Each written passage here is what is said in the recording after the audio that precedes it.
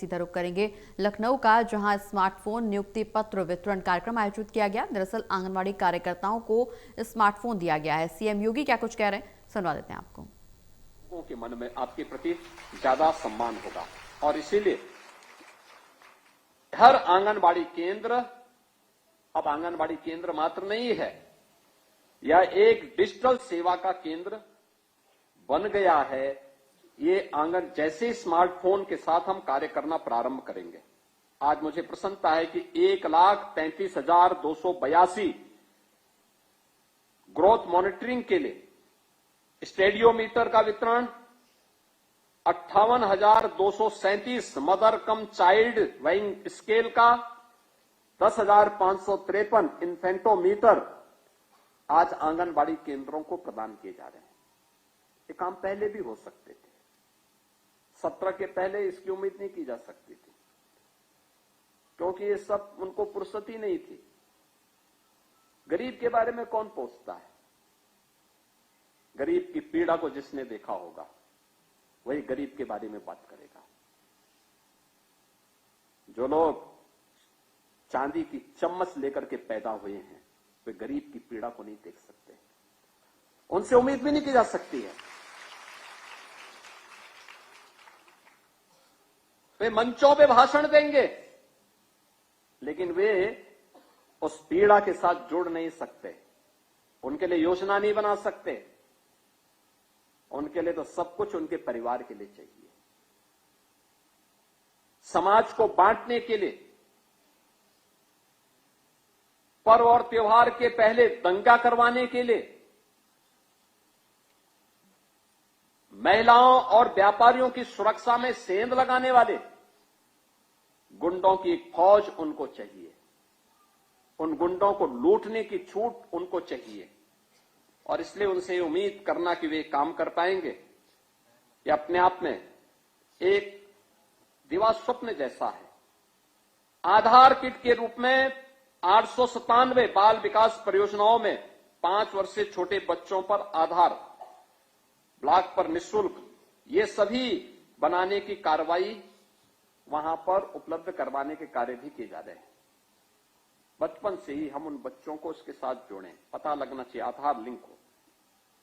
और आज यहां पे हम लोगों ने तमाम प्रकार की परियोजनाओं को भी आगे बढ़ाने का काम किया है।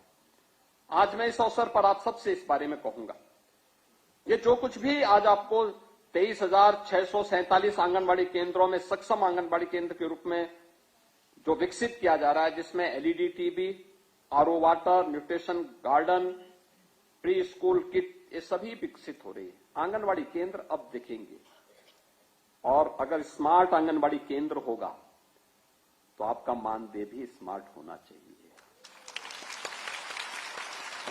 ना। और इसी के लिए हम लोग आज आए हैं बोलने के लिए कि मैंने विभाग से कह दिया है अति शीघ्र ये ट्रेनिंग कराओ और मानदेय का प्रस्ताव प्रस्तुत करके बड़ा समारोह करके इन लोगों के मानदेय को अभी से प्रारंभ करिए, जिससे अति शीघ्र इनको एक मानदेय प्रारंभ हो जाए। सम्मानजनक मानदेय मिलना चाहिए। सम्मानजनक मतलब न्यूनतम मानदेय की गारंटी मिलनी चाहिए। हम लोगों ने प्रारंभ किया है, आप देखना इसी अप्रैल से हम लोग पहले जितने भी आउटसोर्स कार्मिक हैं उनके लिए हम लोगों ने कॉर्पोरेशन गठित किया है। पहले क्या होता था, ये जितने आउटसोर्सर कंपनियां थी ज्यादातर कोई ना कोई माफिया या कोई ना कोई नेता संचालित करता था। और शोषण कहां से करता था? सरकार से पाता था 10,000 12,000 और उसको मिलता था 5,000 6,000। वह सरकार से भी लेता था, उस कार्मिक से भी लेता था और साथ साथ नियुक्ति के समय भी उससे पैसा लेता था। हमने कहा भी 4,000 5,000 6,000 रुपए में क्या होगा किसी का? आज के समय में इतना पैसे से क्या कोई देखभाल कर पाएगा? और विभाग को बुला के मैंने बहुत सख्ती से कह रखा है, हर हाल में इसको लागू करो। अप्रैल से मैं चाहूंगा कि इस व्यवस्था को लागू करने की तैयारी करो। आप हम कॉर्पोरेशन को आगे बढ़ा रहे हैं।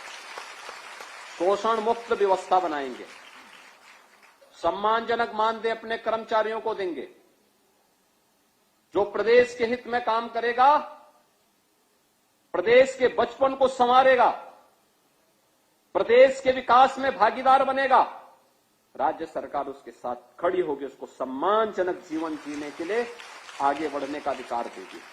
और इसके लिए मैं आप सभी आंगनबाड़ी कार्यकर्ती बहनों से कहूंगा, एक बड़ी जिम्मेदारी आपके ऊपर है। यद्यपि आपकी कार्यनिष्ठा पर कोई संदेह नहीं, क्योंकि जब इस संकट में प्रदेश था, हम लोगों ने कोरोना जैसी चुनौतियों को झेला है। और उस समय मैं देखता था, बड़े से बड़े लोग पस्त थे, बहुत सारे लोग बहाना कर देते थे, लेकिन तब भी मैं देखता था कि आप लोग घर घर स्क्रीनिंग के कार्यक्रम के साथ सरकार के अभियान को आगे बढ़ाने का काम है। तीन तबके को तो मैंने अपनी आंखों से देखा है, क्योंकि मैं भी निकला था। प्रधानमंत्री जी जब फील्ड में उतरे थे तो मैं भी उतरा था, और हम लोगों ने जिले जिले में जाकर के देखा था। मैं किसी भी गांव में जाता था, क्योंकि अक्सर होता है कि हम लोगों के कार्य जनपद मुख्यालय पर या ब्लॉक मुख्यालय या तहसील मुख्यालयों तक सीमित होता है। लेकिन कोरोना के दौरान मुझे लगा कि कुछ लोगों ने कहा गांव में बीमारी है,